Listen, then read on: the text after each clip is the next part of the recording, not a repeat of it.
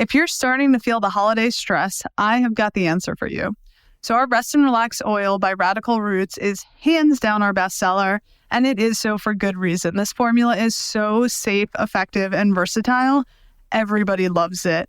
So what we did is we combined full spectrum, high quality hemp with a Chinese herbal formula that nourishes the heart and calms the spirit. So it's great to take during the day if you're feeling any sort of anxiety or stress, but it's also awesome to take at night if you're looking to make sure that you're getting the highest quality sleep that you can.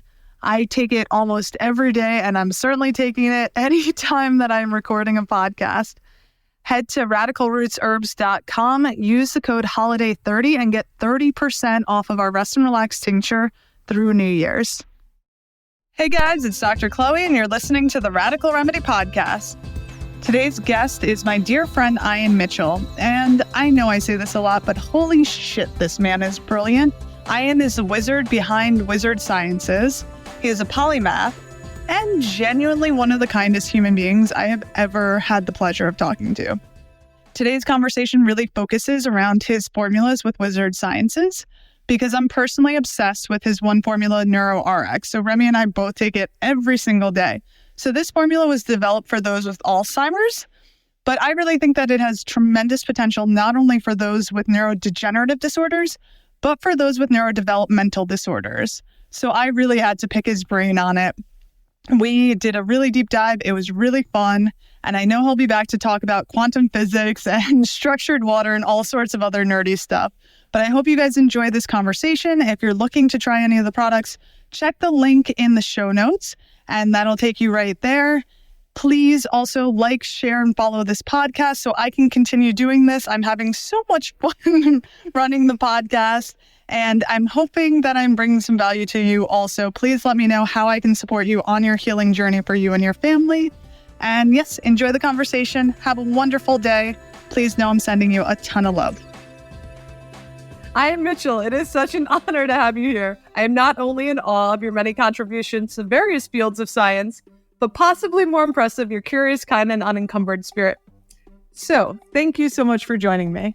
I am super, super, super happy to be here. This is a legit joy for me, as is evidenced by the fact that when we first tried to do this, all we did was hang out for an hour and a half and just talk. So this is awesome. I'm happy to be here. It has been an Ian-filled week, and I'm most certainly not complaining. I'm so excited to dive into a lot of your work, though. So I saw the pages of notes there and was kind of like, oh, Jesus, that's a lot of stuff. Okay. I just like nerding out. You're working on so many different things. I mean, you truly are a polymath. So it's like, I was listening to all of your podcasts that you've done already, and there's so many different parts of these things that are so fascinating to me that I'm like, shit, if I'm getting Ian and I'm stealing his brain for a little while, I'm not going to waste that time when I can learn about it, you know? No, I mean, all that stuff, like because luckily I do get to cover a lot of turf and work on all sorts of crazy stuff. I love it though. I always joke that polymath is the term that you give to somebody who's really successful if they have ADD. Yes. Yeah. So that's it. So that's basically it. In a nutshell, I've got ADD and ADHD, but I'm really good at a lot of different stuff. So, polymath. Hey, it works. I know for me, it helps working on different things because I feel like it helps strengthen my brain in different ways, and I can work on different projects with one part of my brain while I'm working with something else. I know you're a jazz musician, so I'm sure that is helping training your brain and giving you space for other things to come in as you're working on them. 100% diffuse focus, right? So there are a lot of times if you try and approach something head on, at least my experience has been like I'll get locked into a pattern and I'll be trying to approach something and it's very difficult. But then if I can pull back and just shift entirely to some diffuse focus, like pick up my sax and play or do something, or my guitar, or just whatever, to kind of break the train of thought, my head is still kind of whirring and buzzing away at solving everything. And it's usually in those moments of kind of, calm but diffuse focus on other things where there's a snap and the spark of inspiration. I'll go, oh my God, got it. And then run out, which is great because it, for the rest of my staff, they don't see how many things that I screw up all the time. You know, it very much is like the Wizard of Oz, you know, like, pay no attention to the man behind the curtain. You know, like I blow more stuff. Actually, like literally this shirt, the Safety Third t-shirt. Oh, I love that. It's this one exists because I actually blew up the lab in the process of making one of the things, this hyperoxygenated water that we have. And so I literally blew up the lab. I like it. Was anybody injured? It worked. The experiment worked though. How do you so I've heard of this wizard water. Why don't we start there then? How do you guys hyperoxygenate the water, and what have you seen the effects to be? I'll start with the effects. So two things. It's a super easy test, right? You just put a pulse oximeter on your finger, and one of two things I've noticed happens. Either a person's pulse will drop radically, or their pulse ox will go to 100. So it from an athletic perspective, it increases your VO2 max, right? You have more capacity. And normally water only accounts for or oxygen in water rather, only accounts for about 8%. So you've got, or rather 8 ppm, excuse me. You don't really have that high a concentration. So I was looking at it and trying to figure out what to do to up that. Because there are a couple of other companies that do things like that. But I wanted to do something in excess of what they had been able to pull off, and then figure out how to actually stabilize it and overcome this thing called zeta potential. So like when you're drinking a carbonated beverage, all the bubbles aggregate and they form big macroscopic bubbles and they float up to the top and they're buoyant. And if you break things down, you can overcome that. So everything is stable and stays in stasis in whatever position it's in inside the water.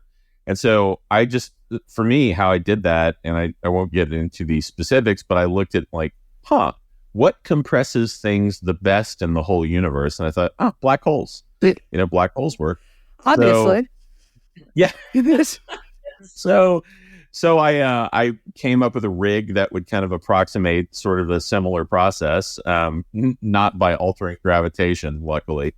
That was an entirely different experiment, which literally actually was an entirely different experiment. And the result of that experiment was how I figured out how to take deuterium out of water.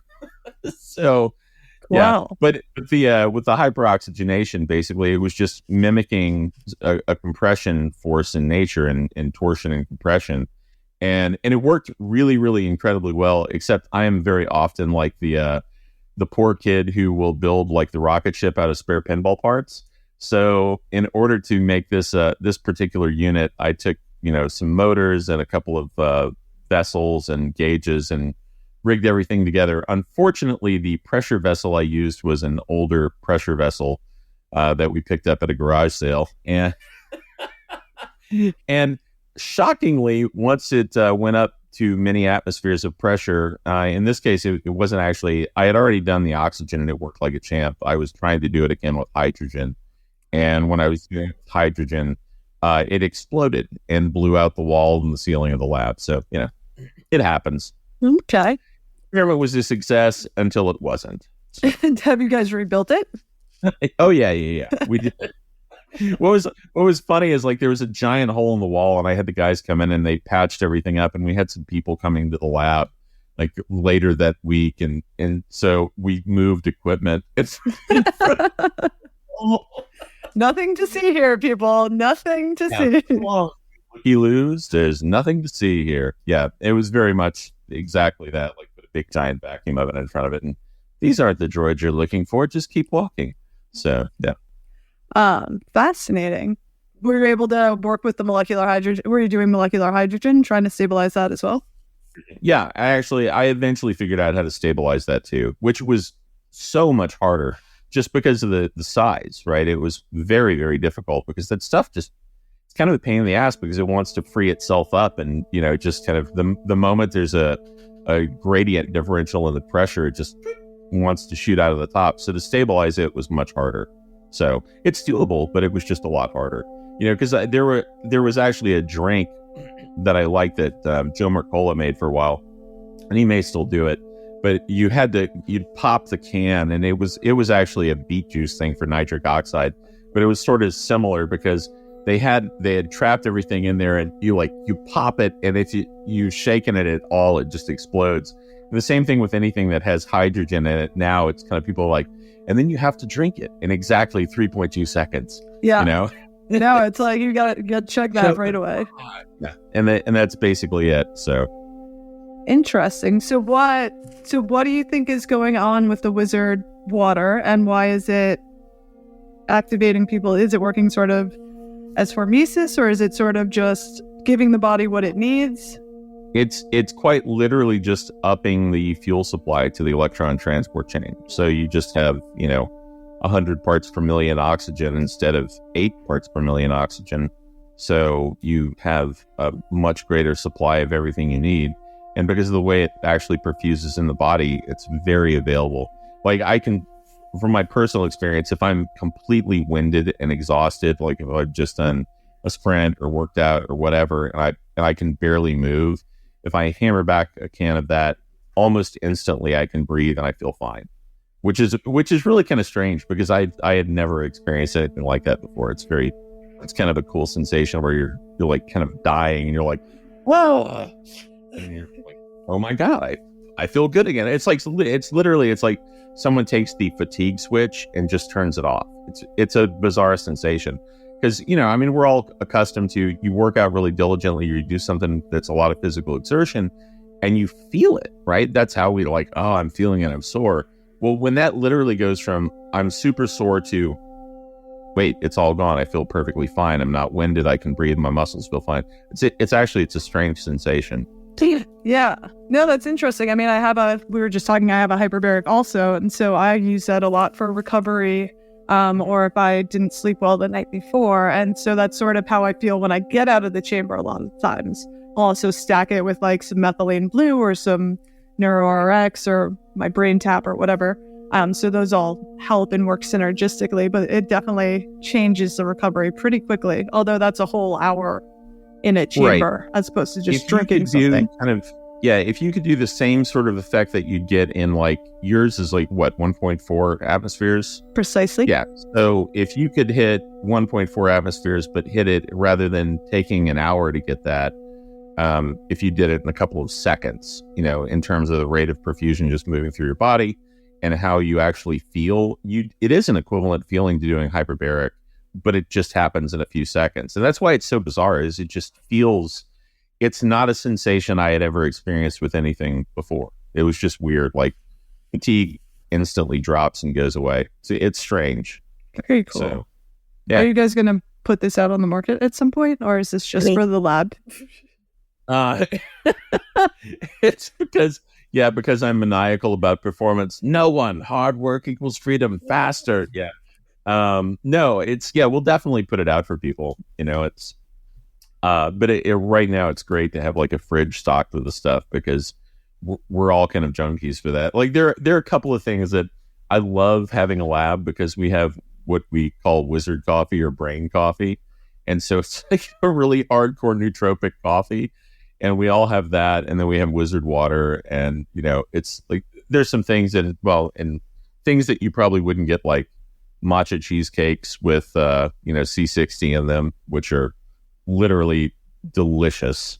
So all the kind of stuff, if you see our Instagram feed, there's some really great food here, like the pizza of immortality. That's pizza. Is that carbon 60 also? Yeah, it's a bunch of carbon 60 inside the pizza, and it's so good. It's just ridiculous. Yeah. Well, I mean, at a certain point, I've been taking that stuff for well over 10 years, and you want to get it into your system, but I still do not like the taste of C60 and olive oil. So at this point, I'm like, what can I hide it in? Oh, that's funny. I don't mind any of them at all. I literally, and I probably shouldn't, but I shake it up and I just take a swig of each bottle. I'm just like, yeah. I think I'm just kind of a little bit of a lightweight on it because almost everybody does that. Neural, I have no issues with whatsoever. But the Olympic serum, that one I still take with, kind of a hot citrus tea or something. Yeah. Or put it in pizza or put it in salad. It's actually phenomenal in salads too. Oh, I'm sure. Yeah, that makes sense. Yeah. And Neural on sushi. Oh, It's like, it is the best thing. Yeah. yeah. Yeah, I love MCT. Okay, so then let's go into carbon 60. Since we're on that topic, tell us a little bit about what carbon 60 is, what some of the research is. I mean, there's some fascinating research that you replicated in your lab in terms of longevity.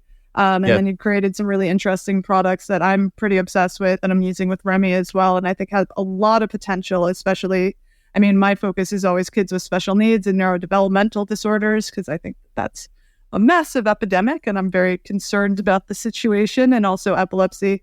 So I think that these products have great potential for that, but also as a mom who's slightly overtaxed and overworked, they've been really helpful for keeping my brain a little bit sharper and giving my workouts a little bit more of a boost. So let's dive into carbon 60. So carbon 60 it's a molecule that is 60 carbon atoms, as the name would imply, clustered together in a truncated icosahedron, also lovingly known as a soccer ball. So you've got basically a nanoscopic soccer ball that's 1.2 nanometers wide, kind of a thing, or 1.1 nanometers wide. So a very, very small soccer ball for small soccer teams or people who want great health. And it actually historically it was only discovered in 1985, I believe. And the three guys who discovered it got the Nobel Prize for it. And I only knew one of them, and he was this really sweet old professor from Rice University in Houston, who was like a legitimately super nice guy who, despite all the stuff I was always tinkering with, I think the only thing that I ever did with carbon 60 that he thought was even remotely interesting was some stuff I made for bees to protect them from colony collapse disorder. Everything else, he was kind of like, whatever. But that bee thing, that's kind of cool. Anyway, so carbon 60, normally it's hydrophobic, so people didn't really think it was going to be something that was biologically available. But if you bind it to a lipid, suddenly it has bioavailability, and you can take it, and when you ingest it, it actually moves through the cell membranes and gets inside the cell and localizes around the mitochondria. And it has a kind of interesting benefit of being an electron receptor. So it knocks out oxidative stress at the mitochondria. So like at the point where you're actually generating ATP, adenosine triphosphate, for energy, it allows you to knock out oxidative stress, which literally just from blocking the system loss at the kind of the cusp of the electron transport chain there, we showed that we were getting 18 to 58.3% jumps in increases in ATP production, which is remarkable. Yeah, I mean, it's a profound shift. And that was kind of at the first blush when I was doing this, over a decade ago, just blocking system loss. So since then, instead of just looking at one side of the curve, I thought, okay, well, if I can get this much benefit for people just by blocking loss, what else can I do? Right. So then I started adding in things like NMN and resveratrol and, some of the other things like NMN and gingicides and things like that, because you get different output profiles and performance. Like if you do NMN, which is just an NAD precursor, it boosts part of the electron transport chain. But if you couple it with resveratrol, you get like a 1.52% jump over what you would if you just did NMN. And if you bundle it with something like a gingicide or a ginsenoside rather from ginseng, you get like a 1.97% boost. So so there's lots of things like that I was thinking, well, how can I optimize this? What can I do for people? What can I stimulate? And so I blocked the loss, but then I added on the other side. And so it gives you this really robust energetic profile where you're looking at all the different complexes of the electron transport chain, and you say, okay, I'm going to tweak this one a little bit, and this one a little bit, and this one a little bit. And when you start looking at all of this very subtle stuff, all of those little things create a ripple, and in the aggregate of those building on one another, it's like creating a rope, right? You start with just little bitty fibers, but over time, when you weave them all together, you end up with something that has much more strength collectively than it does individually. And so that was kind of the idea, is to take something and figure out, how do I manipulate these things so that I can make them more effective? What would have been the minimum effective dose? I can take a fraction of that now and make it the minimum effective dose, because I block oxidative stress in the stomach and buffer things against stomach acid. We showed in the lab, we showed that we were inhibiting denaturation of proteins at, stomach acids kind of rates of 2, pH of 2 and 3, and then at 80 degrees Celsius, right? So to block denaturation in those conditions was pretty profound. And so those sorts of things, when I take those components and I stack them together to do different things, some are for the body overall and for muscular performance, where you're trying to affect skeletal muscle and, contractile rates of sarcomeres and things like that. And then others are for the caprylic acid that's bound to fullerene. So that type of lipofullerene hits your liver, fractionates, and goes to your brain. And you end up pulling a lot of nanoparticles into your brain, which is, I know, the one that you take. I take them all as well. But the NeuroRX, really, it does profoundly shift things, right? And you can feel it because everyone's brain is actually under assault. I always tell people this. I developed it for people with Alzheimer's. And the idea was, how does Alzheimer's work as a disease? And after I really looked at it, I thought, we're wrong. It's not a disease. It's a protective mechanism. It's the body doing what the body does best. And it's trying to buffer itself against, threats, whether they're, P. gingivalis in your mouth, and it's some endogenous thing that's going to get you, or it's glyphosate or EMFs or whatever the exogenous threat is. All those stressors hit your brain every day. And if we were in a perfectly pristine environment, 800 years ago, living in the south of France on the river, we probably wouldn't need any of this stuff. But, our environment is pretty difficult now, and we're always under assault. So I started looking at that and figuring out, okay, what do I need to do to handle this component of this disease? And what do I need to do? And once I was done, it works surprisingly well for that. But if you don't have some massive cognitive deficit, it's about the best nootropic that I've seen yet. And you end up with a lot of energy. Also, the probably biggest benefit of it is every day your body pumps out new neurons, right? So there's hippocampal production of new neurons every day. And that neurogenesis happens at a fixed rate, but this outpaces that rate at 2 to 3 to 1. So you start producing all these new, neurite outcroppings of neurons. But your body is very wise in that it's always looking for kind of the best homeostatic balance. And neurons are insanely resource consumptive, right? So your brain weighs 2 to 2.5% of your body mass, but consumes 20 to 25% of all of your available oxygen. So every day your body goes through this process called synaptic pruning. So you kick out these new neurons, but if your body isn't going to use them for something, like if you're not under a cognitive load and there's not a necessity to maintain that new neuronal capacity, it literally kills them through synaptic pruning every day. So despite the fact that you're producing 2 or 3 times as many, it doesn't really matter unless you put yourself under cognitive load, which is what I always tell people, week 3 after you start taking the NeuroRX, put yourself under some really intense new cognitive demand, whether it's, learning how to juggle, learning a new language, learning a new instrument, learning to build kites or model planes or whatever, just as long as it's something that's truly novel that you haven't done before, because your brain will pick a pathway that's already used and send the energy down that pathway because it's less resource consumptive, unless it's something entirely new in which it goes, oh, we need more processing power. Let's come up with a new route. And then it cements those neurons into place. And from that point on, you have more neuronal density and hence literally kind of a bigger brain, if you will. And you can do more and more with it. Interesting. Well, I do know that you are a rapper now as part of your brain training. Yeah. And so the mic is yours, sir. Actually, that's totally true. That was one of those things. Unfortunately, I think I probably have oppositional defiance disorder because my kid said, there is no way in the world, Dad, you're not going to be able to pull that off. So I was like, well, what is the most difficult rap thing you could find? And so they found this song that was absolutely insane. I was like, sure, got that. And yeah, it took a little bit, but I did it, because it was entirely new. And it really did. Like at first, now when I hear something like that, it's actually surprisingly easy for me to break it apart. And I'm sure it's because I now have a cognitive pathway that allows me to process things like that.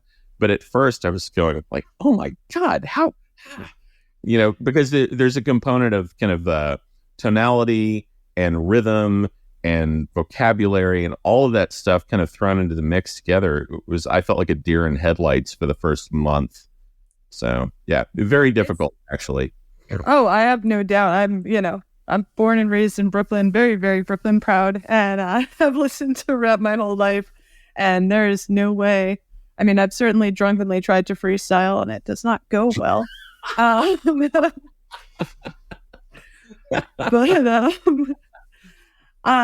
would assume, so interesting. So with the neurogenesis in the hippocampus stores memories, if I'm not correct. So I know that with CBD increases neurogenesis in the hippocampus also. So that's one of the ways that it seems that CBD is helpful with things like PTSD also, because it's sort of creating those neural pathways sort of around some of the areas of trauma and clearing out some of those. Some mushrooms do too. Yeah, there's cordyceps is pretty good for that.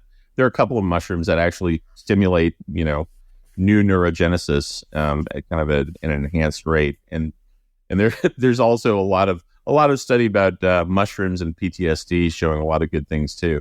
And then there's the MAPS program doing, not to digress too much, but the MAPS program working with MDMA and having just insanely successful rates of taking people out of really harsh conditions where they have very bad PTSD, and they're making big benefits.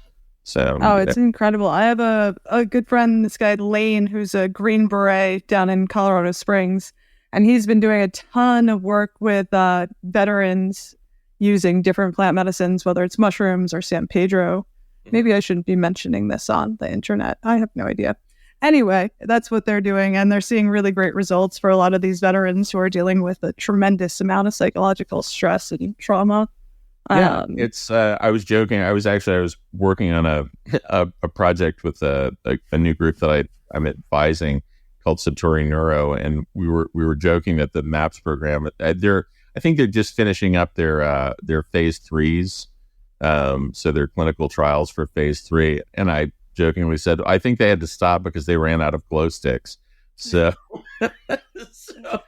that's actually the rate limiting factor for a phase 3 clinical trial for MDMA is no more glow sticks. No more glow sticks. I know. Hopefully it goes back to like the 90s rave days. That would make me very happy. I mean, the clothing is back. The DJ quit. So the phase 3 clinical trial ended. I love it, dude. So the neuro, I think, is just super fascinating. One of the things that it also activates is the glymphatic system, which is sort of the brain's waste system, which normally cycles through mainly at night while you're asleep. Is there any, do you ever recommend that people take it before bed, or is that not necessary? No, actually, a lot of people take it before bed, and I think it's good to do that because it's the restorative cycle. So if you're trying to kind of help and heal and remodel the noggin, having the added energy right before you sack out is really good. I in my experience, it doesn't actually keep me up. I've heard some people say that, but I think there's kind of an adaptation period where you kind of have to detoxify your brain a little bit. Once you're over that curve, then your body starts to take the energy and use it to do restorative, repairing sorts of things. But before that, I think a lot of people, when they're running at a huge deficit, they'll take it sometimes and they'll feel a little wired. But yeah, in general, triggering the glymphatic system, which is, we've only known about it for 3 years now. And it's this little, very small subset of the brain that kind of, and the lymphatic system that opens up a channel and allows interstitial fluid and cerebrospinal fluid to come in and actually wash the brain. And so it's a pressure system, really. And if you have not enough pressure in the system because you don't have enough energy, then it's literally like trying to wash away boulders with a garden hose. It is never going to work, So this allows you to increase the static pressure, if you will, so that you're able to cycle it in and out more effectively. And it also, it because of the proteolytic enzymes in there, it actually breaks down, tau proteins and beta amyloid plaquing and things like that your body uses to trap different exogenous threats and sometimes endogenous too, but usually things like mercury or glyphosate, something that's coming in from the outside that's going to create a problem. Well, your body, and we know this because you have a kind of a lacy band around your midsection called the omentum, OEMENTUM.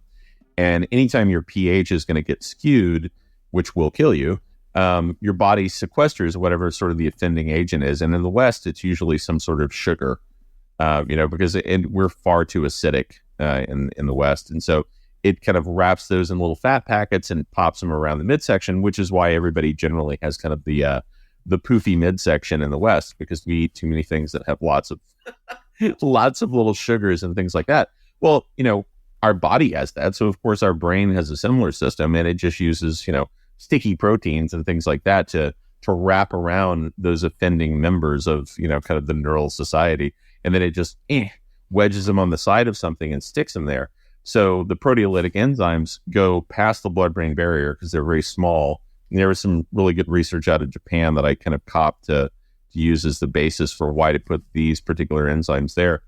And so it goes past the blood-brain barrier and starts breaking them down into small components. And the thing is, at night, when you're sleeping and your lymphatic system triggers, it's capable of removing very small media, but it's very difficult to remove very large, sticky media.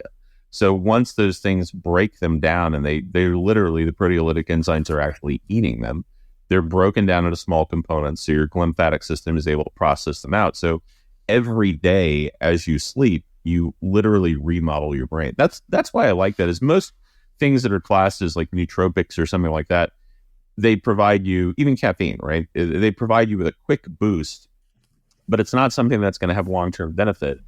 And I always wanted to make products for people that don't have just kind of a flash in the pan effect. They're something that's consistently beneficial over time, whether it's the C60 kind of for the remainder of your body that knocks out the oxidative stress load and helps regenerate things. And, you had alluded to like my experiment that I recreated this one experiment from the University of Paris, I believe in the south of France. And Fathi Musa was the lead author of the study. And in his experiment, they got a 90% extension in the lifespan of their lab animals. And I remember when I read that in 2012, I thought, that can't possibly be right. That just seems like total BS. But, I was open-minded. I thought, all right, what the hell, I'll try it. So I did the same experiment, but I did it with P53 knockout mice because they have they're, for those of you who are not in oncology, they're kind of the unfortunate mice that have tumors. They develop idiopathic presentation of tumors. So they just spontaneously have all these little tumors that pop up, and that's what kills them. But because they are so widely used in oncology research, they have an incredibly well-defined mortality curve. So that a wild-type mouse is going to live this long, a heterozygous is going to live this long, and a homozygous is going to live this long. Homozygous being the shortest, where they have a knockout. And so that's what I used as a negative homozygous. And so they should have lived just a few months, and they all, on average, lived 93% longer, and they didn't die of tumors, and which was remarkable. I mean, it was such a profound. Yeah, it's one of those things when you see it, sometimes you go, "What? How the hell does that work?" It's. I mean, to me, right, being a scientist, you have to be sort of agnostic about things, and because you'll see data sometimes that makes absolutely no sense, and a lot of times it's because you squirreled something, you screwed it up, you did the experiment wrong, you missed something, you didn't factor for something, you did it improperly. But if you eliminate those variables and you go back and you run it and you check it and you test it and you go, okay, I actually did it right, the setup was right, the data is just super weird, well, then it's kind of incumbent upon you to go, I totally don't understand this, let's pull the thread and see what's going on. And so that's kind of what I did. Is it was such a bizarre result. I was like, well, holy shit, it actually seems to work, because a 90%, increase in lifespan and a 93%, they're so close that's obviously not some statistical anomaly. It was something definitive that was happening. And I understand the mechanisms for it now, more than a decade later after working on it all this time.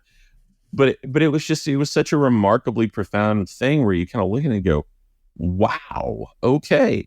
And for me personally, knowing that was the effect in mice, I thought, God, by the time I run this through and, if we actually take this the FDA route and do clinical trials and all that sort of stuff, I'll be in my 70s by the time this thing gets approved, and there's no way I'm doing that. So I knew the safety profile was really good, so I just started making it and taking it myself. And I was like guinea pig alpha. So I started doing it on myself first, and then I did it on one of my dogs who had problems. And dogs are fantastic because there is no placebo effect, right? So I had a Great Pyrenees Golden Retriever mix, and he literally couldn't get on the bed with me anymore. Like, he used to just run up and jump up on the bed, and he was like a 2XL Golden Retriever, the happiest dog ever. Even though he was like almost 100 pounds, but like, knock you over. So I get on the bed, and he would come up, and this was so depressing. He would come up and he would hop up and put his paws up, and then he would kind of like slink up. And that was bad. But when he would get down, he would put his front paws on the ground, and he would pull himself forward until his hind legs would just plop on the ground. It was so horribly depressing. And so I gave the what is basically now like the Olympic serum. The Olympic serum is actually far better. I wish I had it then. But I gave him kind of what was, 3 or 4 generations back. And after like 2-3 weeks, he was running and jumping up on the bed again. I was like, oh my God, this is remarkable. And it was because I felt it too, but it's kind of neat when you see it with an animal, because there really isn't any placebo. So they're just, if they can hop up, they hop up. If they can run, they run. If they can't, they're not making any bones about it or trying to lose sleep over it. They're going to be there and lay lethargically. And the same thing applied to horses. I remember the first time I tried to give this to horses. I'm a pretty big guy. I'm almost 300 pounds, and so I was giving it to this big thoroughbred, and it was about a 1,500-pound horse. And day 1, it was a little reluctant. Day 2, it came up, and day 3, I was trying to pour the serum on the oats, and it just wanted me the hell out of the way. So it took its head and went poink, and literally just, it's like, that's mine. Yeah, it was one of those moments where I was kind of like, and I see what it is like to be the small creature in the room. Yeah, because it's, they're so, just with its head, they're so strong. And it was at that point that I was like, oh, okay, well, they obviously made the connection that this is something healthy, because there was actually a big corral with a bunch of horses, and that one was just probably the most aggressive, but they all wanted the stuff, and the same thing way back when I was working on a canine serum. I remember the woman, Alyssa, who was proctoring the trial, called me on the second day of the study, and I said, hey, how's it going? And she said, well, it's kind of weird. I said, how's that? She said, well, yesterday the dogs were all reluctant, and they had them to a pin at this research facility in Pennsylvania. And I said, well, okay. And she goes, well, today they are trying to lick it out of one another's mouths. and I was thinking, well, your dogs are just very amorous. They just fell in love overnight. They're obviously Parisian dogs. They're very amorous, but that was the thing. And so, there is no placebo. They just knew that it had such an effect that they wanted that feeling. And it's true. I mean, I still do it all these years later, because as I said, I don't like the taste at all. But the benefit is incontrovertible at this point. So I'm like, I'm going to keep doing what I'm doing. Yeah. Well, and it's certainly not hurting. Your brain is clearly functioning fairly well. Yeah, no, the brain is functioning well. And physically, I mean, I've taken some hits in the past couple of years with COVID a couple times and some things like that, and also a really horrific motorcycle wreck a couple months ago. Yeah, just a little one, right? Yeah, face planting at 65 miles an hour was less than thrilling, but amazingly was not concussed, did not lose consciousness, and despite the fact that my femur ended up inside of my tibia, for those of you not in the medical field, that's the big giant bone on the upper part of your leg ended up inside of the large bone on the lower portion of my leg, and actually split it 6 inches down like a log. And I opted to not have surgery or not be put back together with pins or plates or screws, but to just dismiss myself and get transferred to my own laboratory and my own care, and just regenerated everything over the span of a couple weeks. So I shouldn't say a couple weeks. It was before I had the all clear. It was 9 weeks. So that's considering you refused the surgery. That's very much like the proof is in the pudding, and like I believe in what I'm doing. And I know that you used a lot of PEMF and the B cells and a lot of, I'm sure, a ton of carbon-60. Yeah, I did every modality that I knew how to do. So I did like the B cells, the carbon-60, pulsed electromagnetic fields, lasers, just general red light therapy. I think actually of everything I did, I would say the PEMF was probably the most effective, right? So I got one of the pulse centers coils, one of the big giant coils. Yeah. And for anybody who hasn't used those, you have these very large magnetic coils, and people who say like, oh, you can't tell, magnets don't really do anything. Yeah, they do, because you can literally put it on your arm, and your arm will actually it's insane. firing. Yeah, you'll trigger neuromuscular firing, so you start flopping back and forth. So for that, I alternated. I'd put the coils on my leg and then on my collarbone, which was split in half as well. I'd put it on those and alternate every day, do 4 cycles of 40 to 45 minutes a pop, sometimes a little bit longer. Usually I didn't really exceed an hour, but I just alternate back and forth. And I would do that. And I did 7 V-cell procedures over 6 weeks. And for those of you who don't know, that's very small embryonic-like stem cells, which personally I'm a huge fan of. So it's kind of like a stem cell, but instead of, like for somebody like myself in my 50s, if I take stem cells out, they're 50-year-old stem cells, as opposed to B cells, which are basically day 0. So there's no telomeric degradation. So the little repeating strands on the end of your DNA, the repeating sequence, normally you lose them about 25 to 250 base pairs every time your cells replicate. Well, the V cells, there's no degradation. So they literally are kind of akin to if you had the forethought to know when you were born, like, hey, I'm going to bank all of my stem cells, which nobody in my generation actually did. No. Yeah, so it's like, it wasn't even a thing. So, so that was incredibly helpful. And I know that the way I do it is a little different, because I actually use lasers and entangle them and then use the lasers to direct where they actually go in the body. And that's kind of a nifty feature. I think, I think his name is Greg Eckel. I think he's an acupuncturist who's up in the Northwest somewhere. Yeah, he's in Utah. Greg's in Utah. And he uses a bunch of B cells in his work with neurodegenerative disorders. I called their clinic to see if I could get Remy in, and they were like, we don't treat children. And I was like, I have a kid with a neurodegenerative disorder. And they were like, we don't treat children. And I was like, I got so pissed off.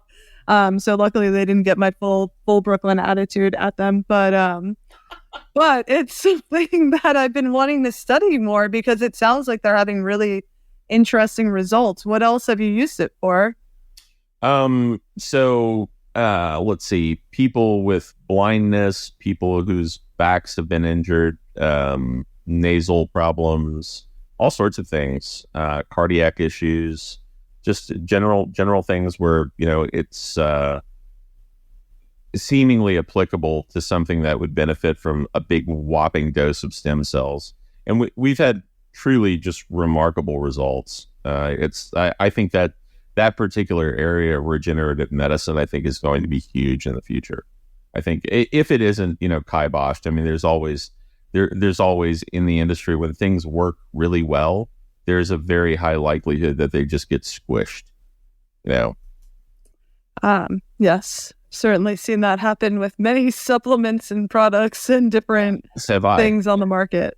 Well, and that's kind of, I mean, I used to be naive enough to think that, you build the better mousetrap and the world beats the path to your door, when in fact, you build the better mousetrap and the people who have the lame incumbent mousetrap decide that they're going to spend a large portion of their budget to stop you from getting your better mousetrap to market, or buy it and shelve it because they don't want to retrain their sales staff on how to sell the better mousetrap. I mean, it's ludicrous, but that really is like how it actually. It's also, it really doesn't work as a quick saying, build a better mousetrap and the world beats path to your door. It's kind of concise, if you say the other one, it's a long drawn out explanation. And though more accurate, it's really, people just don't hang on to this. So, it's a little trickier it could be helpful after 3 weeks of the NeuroRX. You can work on some of these pathways. One of the things, going back to the neuro again, because I really am just so fascinated with this. So one of the reasons I fell in love with this product is because Remy's disorder and a lot of these rare genetic disorders are mutations that affect certain proteins in the body. So like Remy's disorder is syntaxin binding protein. And so that protein helps the neurons communicate. And basically, he not only doesn't make enough of this protein, but then it misfolds and aggregates in the brain, can cause some of these children to regress and ultimately pass away in their teens and 20s. Clearly something I would like to avoid with my child, and honestly, not something I'm particularly concerned with for him, because there are so many other products and so many different ways, like V cells and NeuroRX, and so many different things that I found out there that are super interesting in terms of clearing out sort of plaques from the brains. Do you ever, so 2 questions. One, have you seen this used a lot with children? And obviously you can't make any recommendations or medical claims. We all know this, but anecdotally, what have you seen? And then also, do you ever pair it with like gamma frequencies, which have also been shown to sort of break down some of these plaques in the brain? Because that seems like a fun little experiment to play with. Yes. Actually, I've seen some remarkable changes in kids with things like pandas. Literally, kids who walk on their toes and they haven't touched their feet, their heels to the ground in a year, and within 3 days of being on neural, they're putting their heels on the ground and walking. That was actually, some of those things are just remarkably cool to me. That's why I do this stuff, right? Is to help. And when you see stuff like that, it just kind of drives it home, because we all have different needs for things. So yeah, on the note of, have I seen benefit for kids? Yeah, remarkable benefits, like huge, profound shifts. I did it with my own kids. Again, anecdotal, but my son, when he was 14 or so, started having, what were the pings of really kind of issues with ADHD and ADD and stuff like that. And so, as it turns out, a lot of those issues aren't protein binding issues the way that we've all thought they were for a long time. They really have more to do with energy potentiation and mitochondrial benefits in the brain. And it's not that shocking, right? The body wants to repair itself and it wants to function, but if it doesn't have enough energetic capacity to do that and to repair itself, it's not going to. It'd be like repairing a wound without the energy to be able to repair the wound. Well, you're pretty much hosed right out of the gate. If you don't have the energetics to do it, it's not going to happen. You're going to end up with some weird jagged scarring and, dips in your tissue and things like that. And energetics in the brain are very similar. If you provide enough of a boost, then the brain will auto-regulate and figure out what kind of homeostatic balance it needs to be in, what, compounds it needs to produce at what rate, and actually do that. Now, that's not 100%, obviously. I mean, there are always, lots of variation, but in my experience, people want to be well, and their bodies know that. You have a profile for what you should do and how you should function, and given enough resources, it actually balances itself out. So he still literally he was in the lab earlier today. He comes in, almost 4 years later. He'll be 18 next week, and he still comes in and gets the neural all the time. Every month, he uses a big bottle or more every month, like clockwork.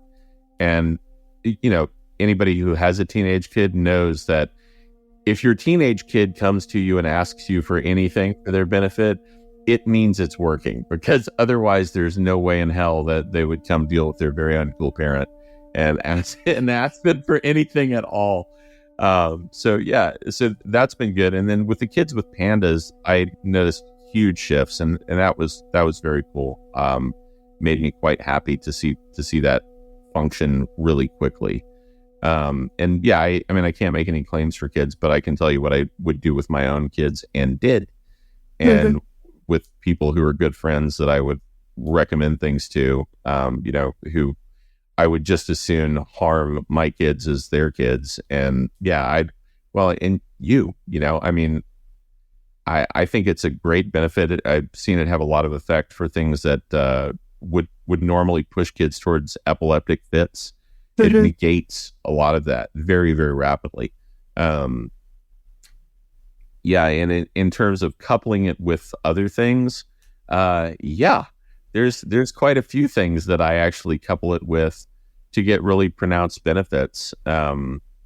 That's probably a whole different list, and I always tell people, and this is not just a platitude. I mean, people can reach out to me because I am genuinely here to help. So like, it takes me a while to get back, because if you saw my, feed, you'd realize how many people reach out.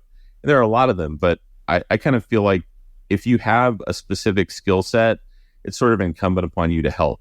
Right. And Absolutely. For what it's worth, I do have kind of an odd skill set, and I can usually kind of suss out, hey, this might help or this might not help. And if nothing else, I can at least give people some advice or bounce ideas. So, people hit me up all the time asking about different things. I respond to literally every single one of them. Albeit it takes a while now because there's so many, but it's worth it, because when you can do that, I fundamentally believe we are here to help one another. So 1,000%. One thing, I think you and I are very similar in that I doubt that I get quite as many emails as you do, but especially with Chinese medicine people, it's very confusing. There are tremendous limitations on what I can say on my website, particularly since I have CBD in a lot of our products. But B, Chinese medicine is a little confusing. I try and make the products as easy as possible for people to take off of the shelf and whatnot.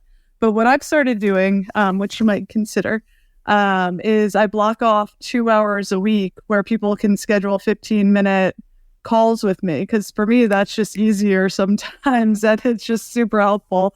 But it's amazing, and a lot of times nobody schedules, and I'll have one person and I'll just talk to them for the full hour. Like, I'm always like, not medical advice, but I'll do a full intake on people, because I'm just like, I just care. And if I can help you, like, I don't care if it's my products or somebody else's. Like, I know a lot about a lot of weird shit. And like, if I can point you in a direction that's going to help you on your path, and like, I have the ability to do that, like, I'm more than happy to do so, Yeah, there are a lot of times where people will ask me like, will this help? And I'll go, no, not at all.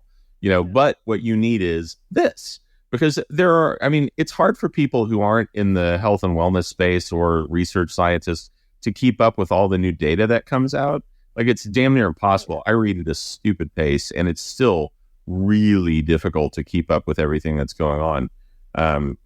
Quite literally, research papers I was going through yesterday. This is hundreds of pages of stuff. It was all stuff that I need to know, but the average person, no way in hell. They're 100% not going to be able to keep up, nor should they really have to. That's why there are people like us that they can reach out to as a resource and say, what do I do? Yeah.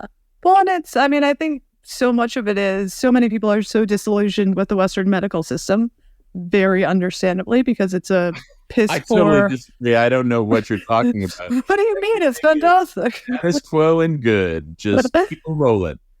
But it's just, I always say, I'm like, let's build a healthcare system around building and growing in health, as opposed to responding to disease. Like, we just have to switch that paradigm, because if you're taking steps in the direction of health, you're avoiding disease or disharmony or whatever, as opposed to once you're in that disease state, and then you have to try and whale it back with pharmaceuticals that often, are very toxic with multiple side effects and aren't studied for long-term use and yada, yada. There's no way you're getting your check from Monsanto this week. Just saying.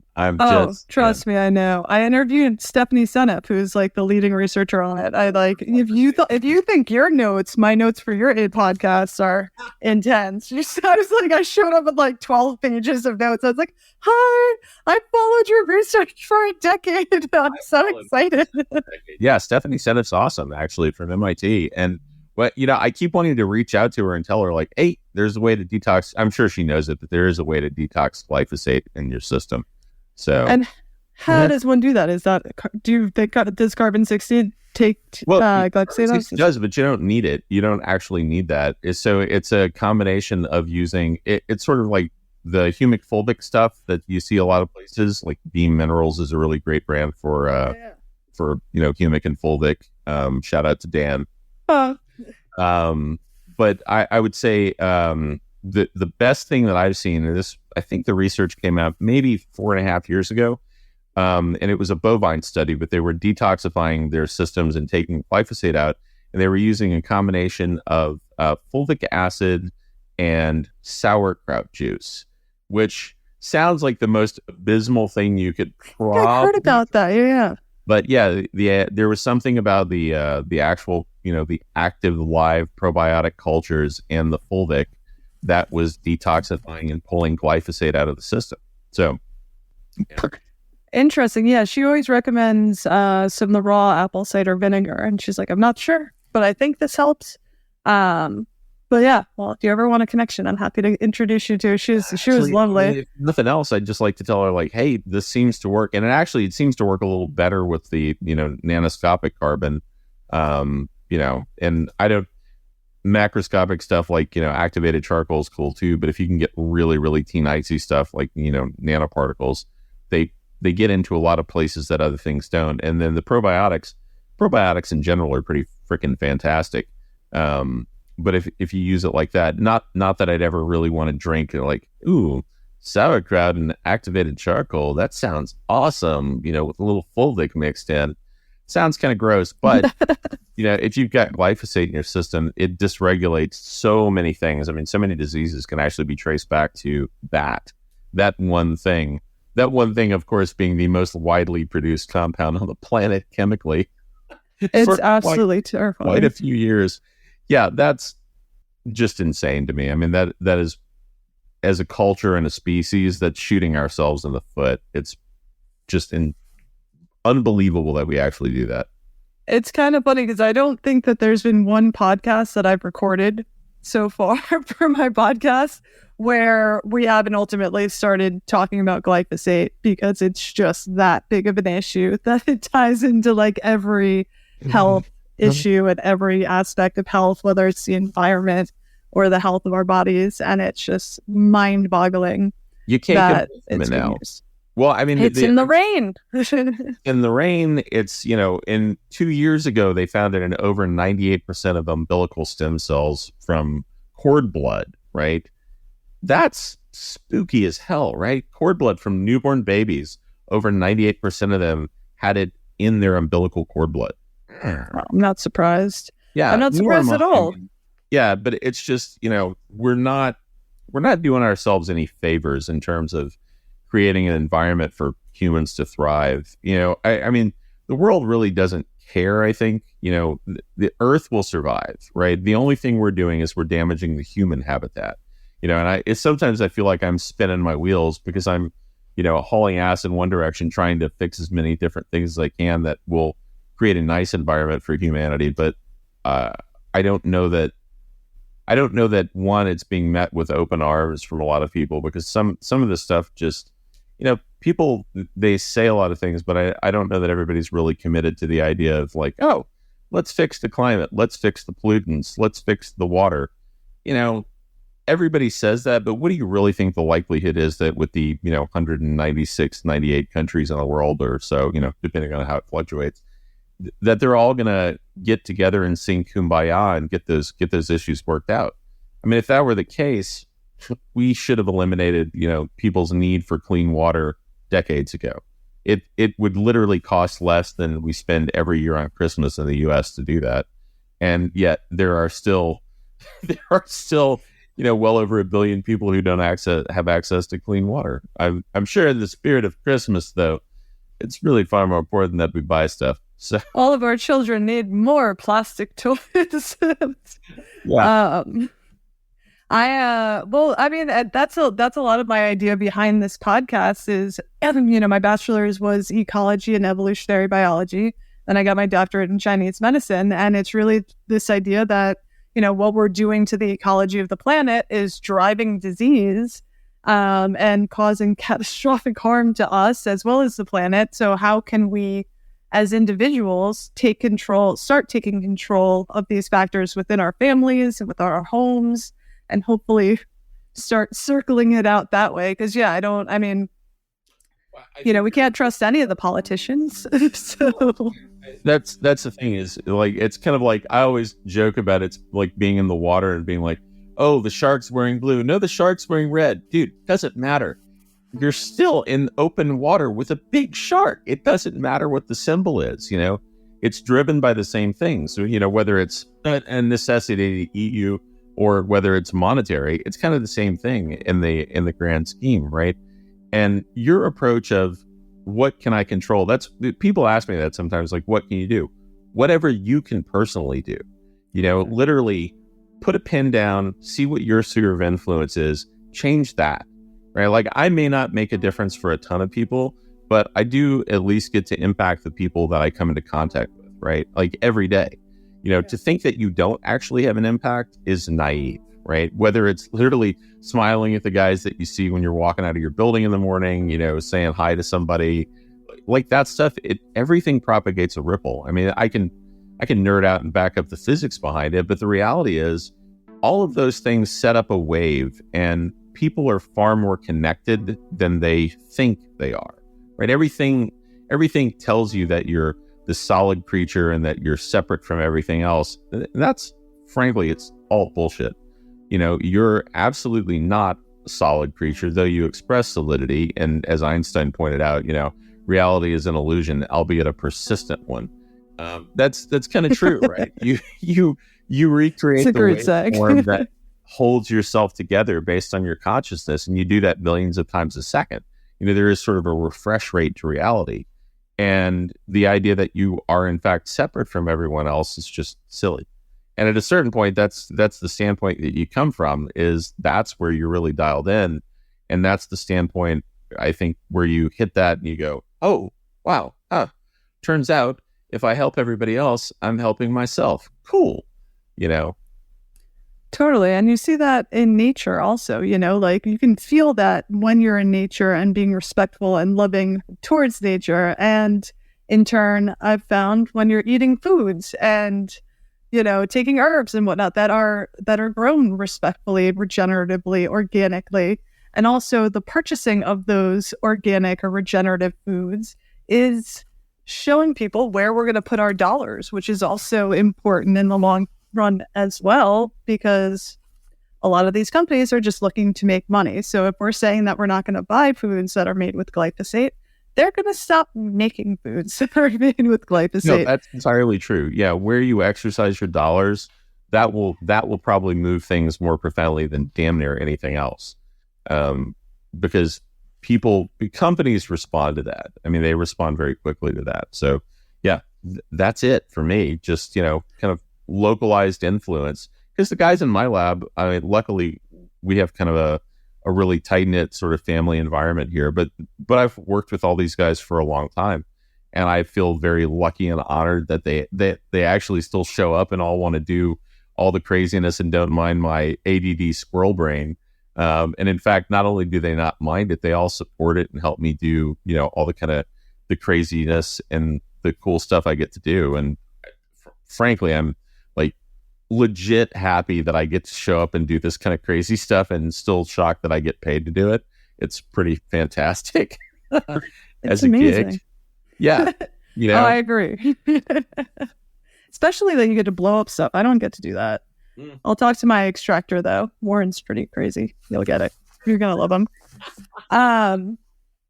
So I want to go back to carbon 60 a little bit. I have so many other questions, but I still want to bring it back.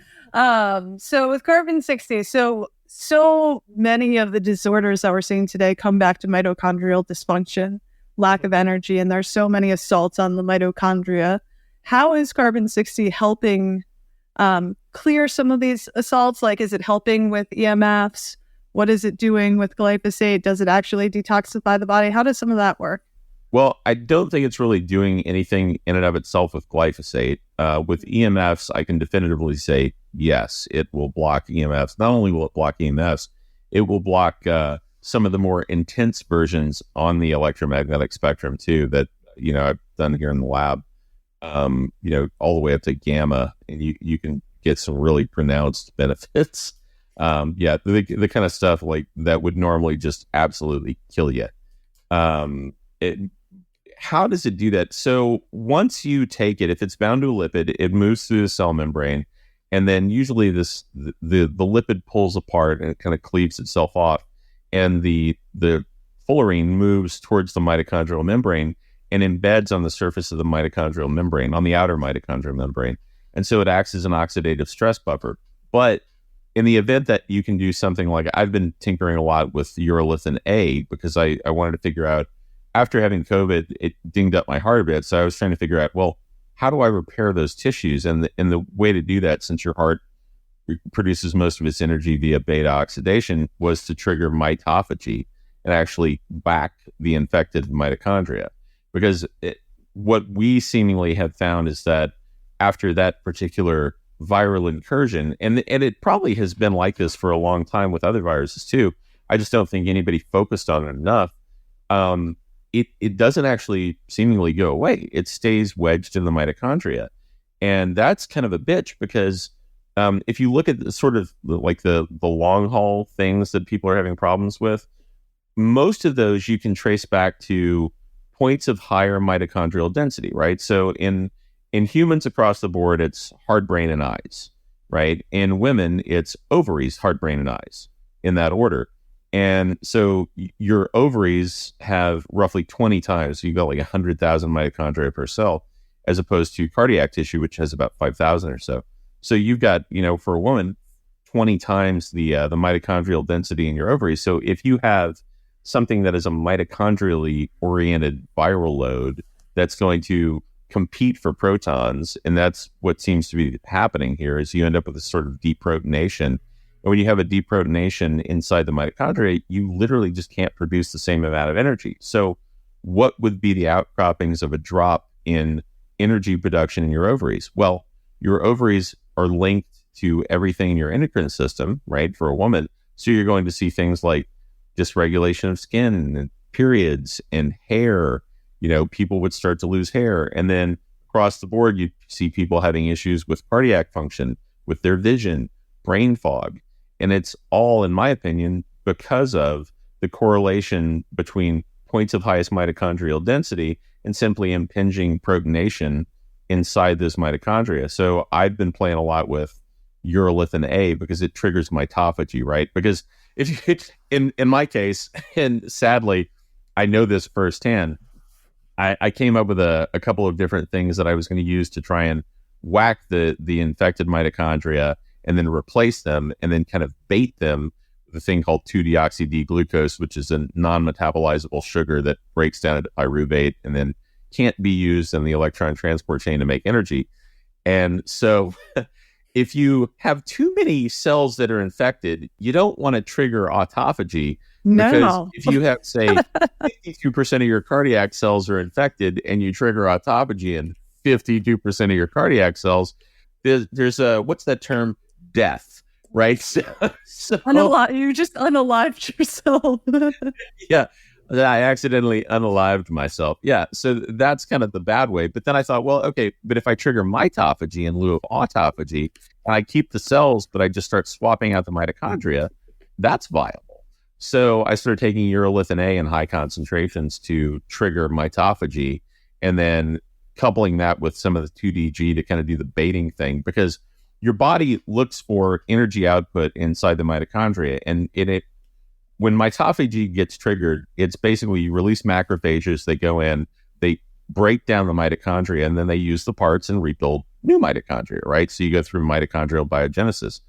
But in the process of breaking those things down, your body looks for which of these guys are producing energy the right way, which is also, if something has been affected by a viral load, kind of de facto way of saying which of these things is still kind of presenting with a viral load. Well, the energy output of these is low, the energy output of these is high. So I'm going to trigger mitophagy and affect these mitochondria and destroy those.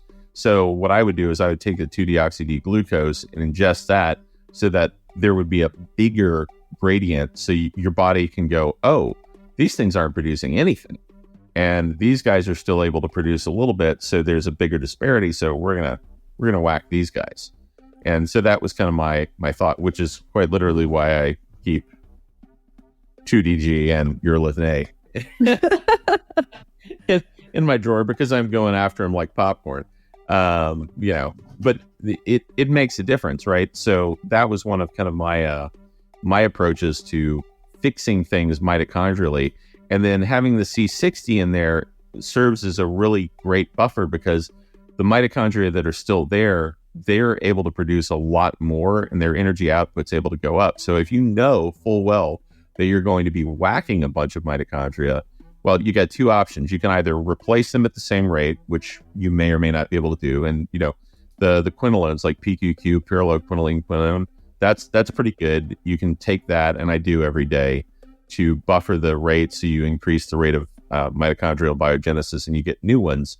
But if you know you're going to lose a certain amount of a population and your energy output has to be this number, well, then you simply increase the output of the remaining mitochondria.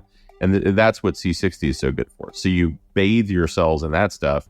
So you get all these happy, healthy, functioning mitochondria. Then you kind of ghost it energetically with the 2-deoxy-D-glucose, the levels drop. And then you take the urolithin A to trigger mitophagy and balances things out. And at the end of the day, you actually do start feeling better, which I can attest to personally. That's amazing. That's so interesting.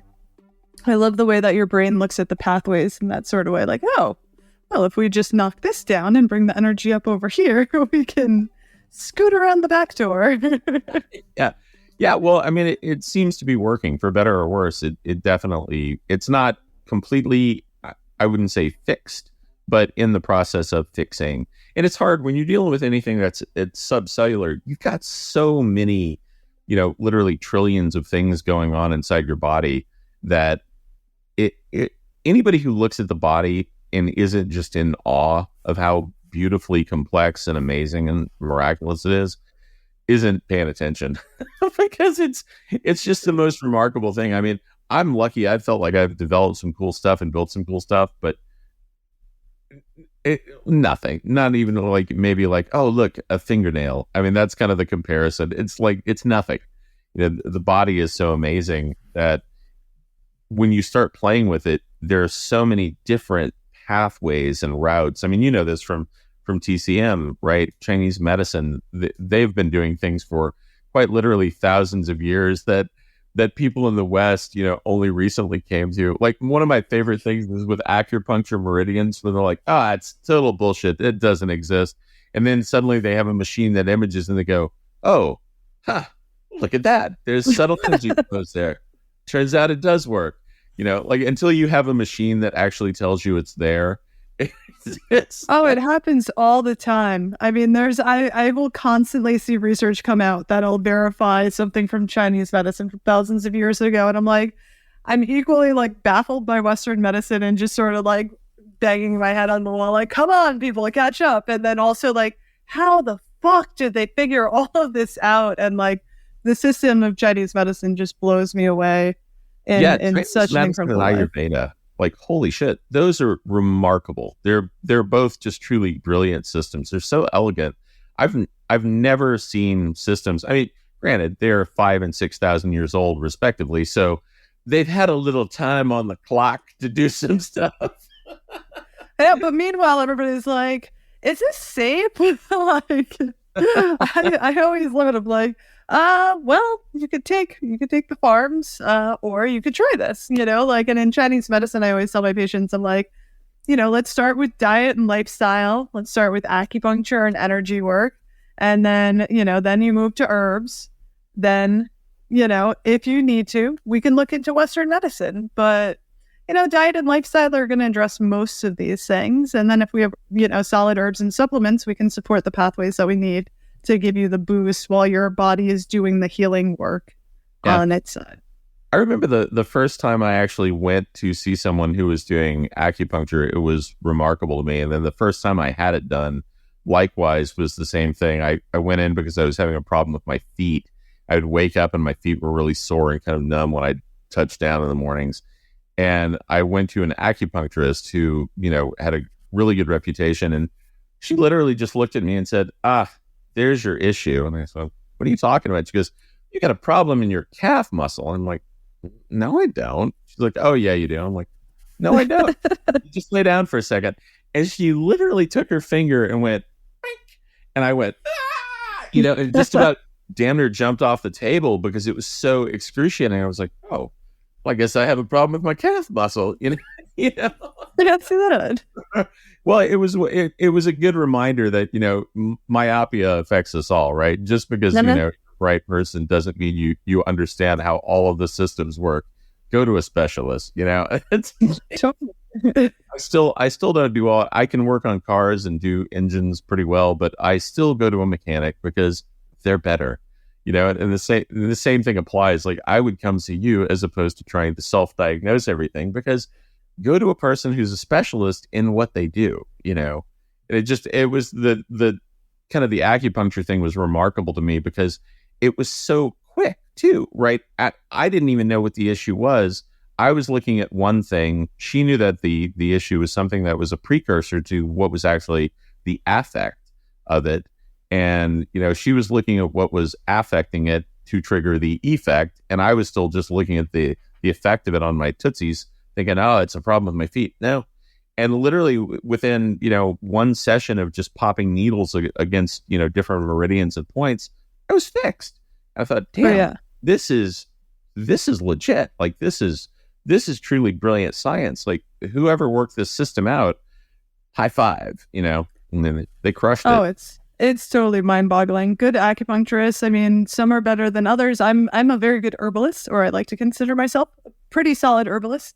That's my main focus. I was always more interested in that because it satiates the left to right side of my brain. I can look at the Western pharmacological actions of the herbs, and I can look at the Eastern energetics of the herbs. And so I get both, and it's very satisfying for me. And it's like customizable pharmaceuticals that are super safe and effective.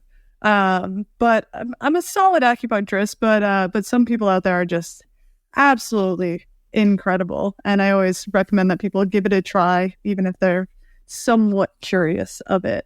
It's interesting when you're talking about the idea of looking at both the pharmacological action and the energetic action. That's always intriguing to me, especially as of late, because I've been doing so much research on quantum biology and doing a lot of testing. And we've done, blinded studies, double-blinded studies, and we've been getting data that is just bizarre. Actually 20% jumps in ATP output remotely, just from, effectively thinking about something. With Lila Quantum is one of the companies I work with.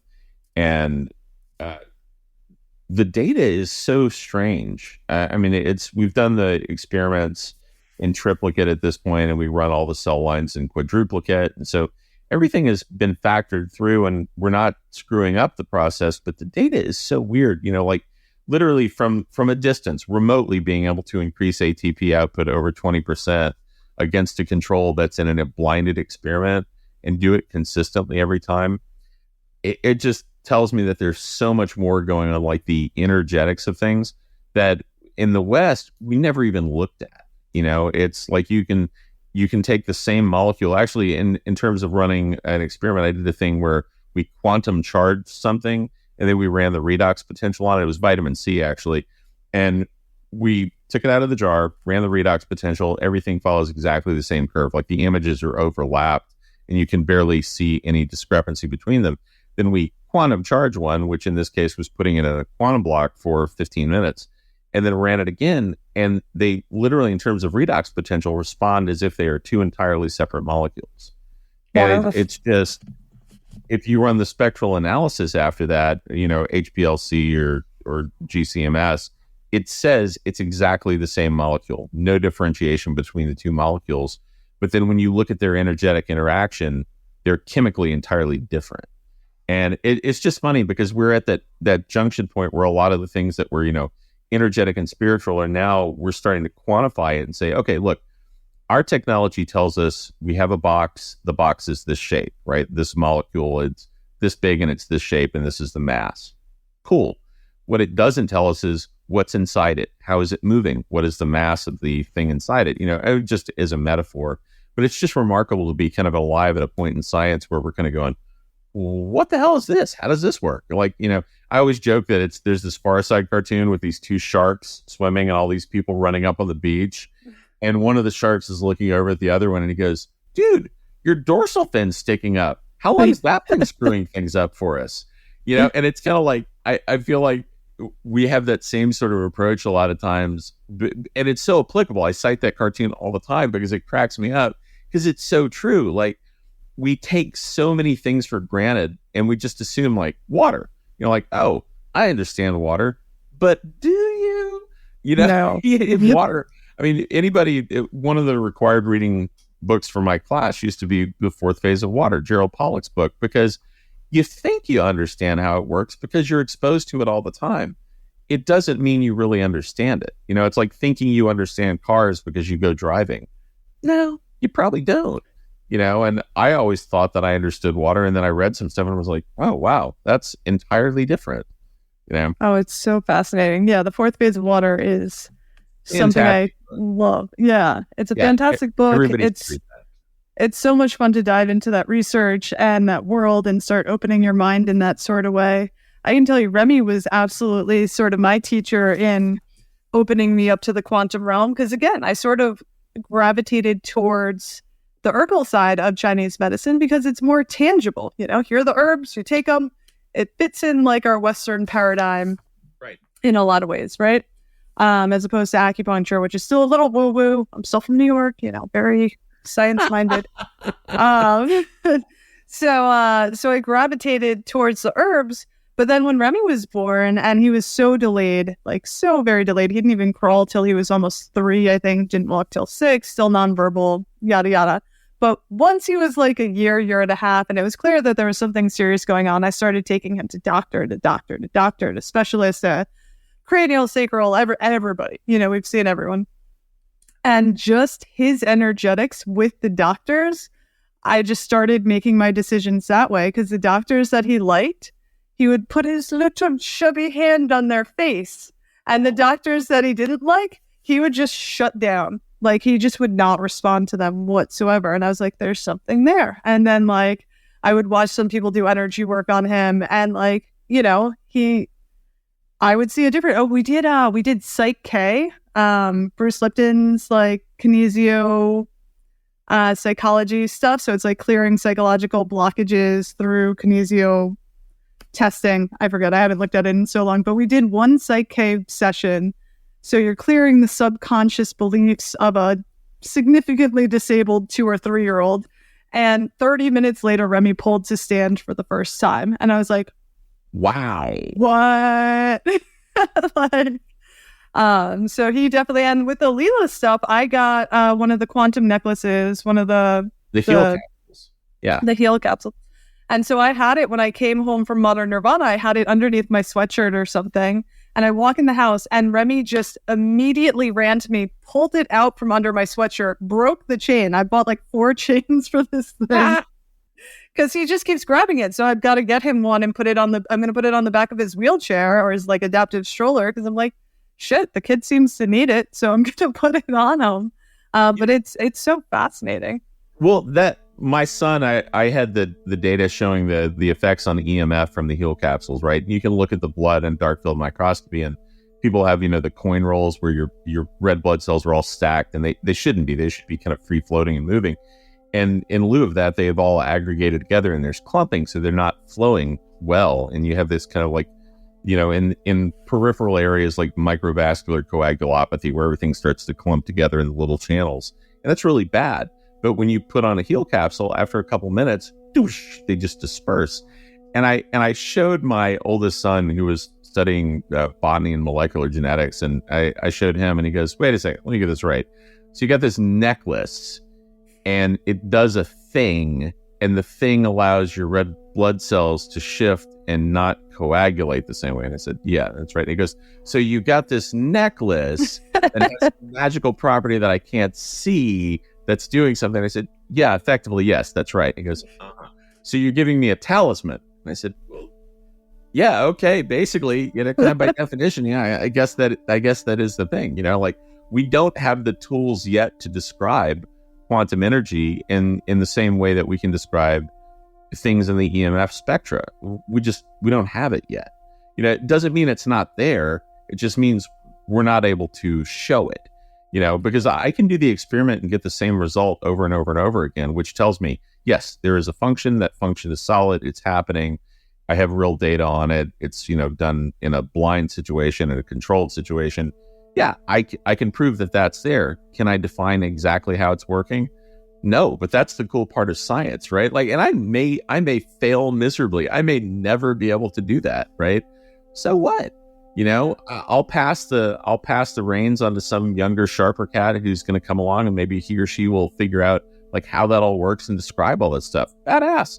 That's how we progress as a species, right? If Totally. nobody ever pulled the thread on something when they didn't understand how it worked, Faraday damn sure wouldn't have been doing anything with electromagnetism, because back in the day, playing with electromagnetism, you want to talk about some weird stuff. If you go back and you read Faraday's notes and look at all that, that must have been the same kind of thing for me dealing with quantum now, is wait a second, it's invisible and it does a thing, playing with fields of different things. I actually think that's similar. In fact, we'll probably have the same sort of outcropping of data and research once we figure out what's really going on, kind of in the quantum biological realm. Once we figure that stuff out, 100 years from now, there's probably going to be just a litany of things that are conditions that we find intractable, that we can't solve, that will be a no-brainer. They'll go, oh, well, you just do a and plug in a quantum function, like you were saying with Remy. If he could just run up and go, and he doesn't even see it, but he knows that there's some sort of field effect going on. Well, it's obvious that there is something there, and we can't necessarily see it. But I see that all the time. That you've probably seen that research where they took chlorophyll derivative drops and put it in people's eyes, and suddenly they were able to see in the infrared range, right? So they could see at night like a cat. And normally you only see between 400 and 700 nanometers. That's the visible bandwidth of light. But they were going up, to the 900 range, right? So they're seeing all this stuff that you only see at night if you're a cat. And then there was another research group that took retinol A derivative drops and did the same thing, but on the ultraviolet end of the spectrum. And so they were seeing auras and things like an insect would see. They'd look at a plant and see all the beautiful patterns around it. So we have the hardware to do that. We're just not energetically able to do it, right? So if you provide the compounds, we already have all the hardware. We just don't have the energetics or the amylases to break things down, or some other component like that. But we're built to actually see a lot more than we're seeing and perceive a lot more than we're able to perceive normally. So I would probably posit that a lot of kids that might be special needs are actually tooled in such a way that they are more adept at seeing things that we don't typically. Kind of like synaptic pruning, right? We used to think that little kids got smarter as they got older and their field of perception increased. Totally backwards, right? They're born and it's completely fanned out, synapses open wide, and they're taking in everything. And then it just starts paring down reality until you end up with this very narrow band of what is the reality that you have remaining. Totally different than what you see as a little bitty kid. It's so fascinating. Yeah. And I definitely agree with you on that. I can tell you these children that I know and that I have the absolute pleasure of, calling friends and friends of Remy's. They're just absolute teachers. I mean, the way that they look at the world, the way that they engage in things is just so beautiful and so different. And so it's always interesting to me to see everybody's horror and grief for me when I talk about Remy and his disabilities. And I'm like, to me, I'm just at such a level of acceptance with it that I'm just like, he is exactly who he's supposed to be. Yeah, we're going to keep trying to push the needle and help him heal and be as independent as possible for him. But he's wonderful. That kid is chilling. He's living his best life. He's having a party all the time. And that's huge, right? Having a big open heart, way the hell better than being the smartest guy in the world. It's so much better to just have a big, fat, open heart. My favorite feature of my kids, and I lucked out and hit kind of the kid lotto, and they're all very bright, but my favorite part is that they're hilarious and they have giant hearts. That's where it's at. The rest of it, oftentimes I think that sometimes kids who are special needs they're almost kind of like an evolutionary jump, because they're so based around their heart. It's such a heart-centric experience. Like if you look at some of the kids that have, trichromacy 21, right? Like Down syndrome, I don't recall seeing any of them that have a scowl. Their hearts are fanned open, and you can feel it when you come around them.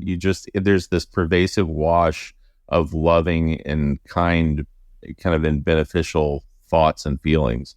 That's beautiful. I mean, to me, at least, it just, it's far more, it's more the takeaway than any sort of degradation on a biological level or any sort of impinging thing, or, they don't really have a lot of impediments that most people have. I mean, sure, neurally something might be different, but in terms of their emotion, they've got it in spades over so many people I meet on the daily. Oh yeah. Yeah, it's such a different experience. And being around Remy, like it's palpable, it's infectious, like people, and I think people are always surprised at how much fun he is and how excited they are to be around him, because I think not many people have experience with children with significant disabilities. Yeah. So I'll have people, I live in Boulder. Many of my friends live in other places of the world. So they'll come and visit and they'll get to hang out with Remy. And I can tell that they're a little bit nervous about, how it's going to go or what's going to happen. They have no idea. And then within a minute, they're just glowing. They're just like, whoa, oh, cool. This is so much fun. I'm like, yeah, it is a lot of fun. Well, there's no auspices or screenings or anything put up. They're just genuinely happy to be there and open. Yeah. No, I mean, compared to most people, that's remarkable. Exactly. All right. I have already taken so much of your time this week. I have so many other questions, so I'm gonna before I die. Just don't keel over on podcast. Boom! Explosion. We'll have to regroup and do a second round.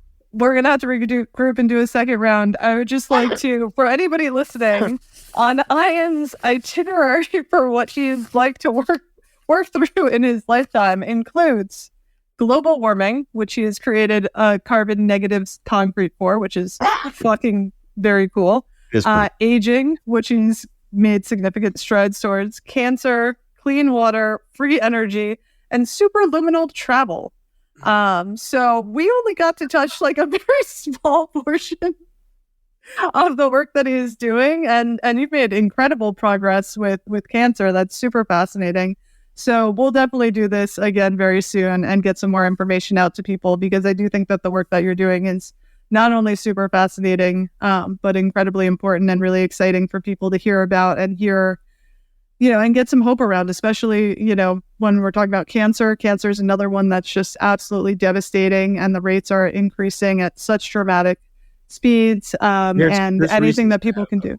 Yeah, I mean, there genuinely are reasons to have hope. So, it's the system, the way it's structured, and this better than just about anybody, it's difficult because of the regulatory things that you have to jump through and what you can and cannot say. And the average cost of getting a drug out is $1.125 billion with a B dollars. So it's very difficult. And the structure is set up so basically somebody like myself may crack the code on something and figure it out, but it's going to be about a decade or a decade and a half before people actually get to utilize it. And it won't be coming from me, because I literally don't have the capacity to actually push it all the way through. It's structured so that you have to hand off to one of the larger conglomerates and kind of international biopharma companies to get anything pushed through. And that's just, that's the way the FDA has basically set things up. To get in and file for an investigation of new drug filing, it's over $500,000 just to have them review your paperwork and put you in the system. And then to get through just, phase one is probably, I don't know, $50 million. So it's a chunk, but a little bit of money. Yeah, it is a little bit of money, probably, unless you're the big Powerball winner, you're probably not going to be able to pull it off. But the way things are structured, it's still, there's a lot to be really happy about that's coming down the pike. Some of the stuff that I, have have done, I'm happy to share and talk about. And there's reason for hope, a lot of it actually. And, and there are a lot of really cool people that are working on a lot of stuff that are making good strides. And I think luckily I get to meet a lot of those people and talk to them through some of the groups that I work with. And yeah, we should definitely circle back for a round two, because I'm happy to spread the love and kind of share the insights of, we're not all totally doomed. Otherwise I'd probably be on an island somewhere by myself sobbing. So sobbing? Is that what you mean? Be like, my yeah. I've been in Fiji, just like I would literally be in Fiji drinking kava and Mai Tais, like kayaking around. Which doesn't sound bad. Maybe a vacation. Yeah. Dominican Republic. There you go. Yeah. All right. Well, we will chat again soon. Thank you so much for your time and wisdom. Seriously happy to be here.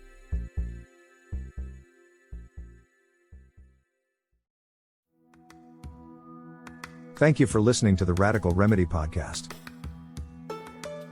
The Radical Remedy Podcast is for general informational purposes only and does not constitute the practice of medicine, nursing, or other professional healthcare services, including the giving of medical advice, and no doctor/patient relationship is formed. The use of information on this podcast or materials linked from this podcast is at the user's own risk. The content of this podcast is not intended to be a substitute for professional medical advice, diagnosis, or treatment. Users should not disregard or delay in obtaining medical advice for any medical condition they may have and should seek the assistance of their healthcare professionals for any such conditions.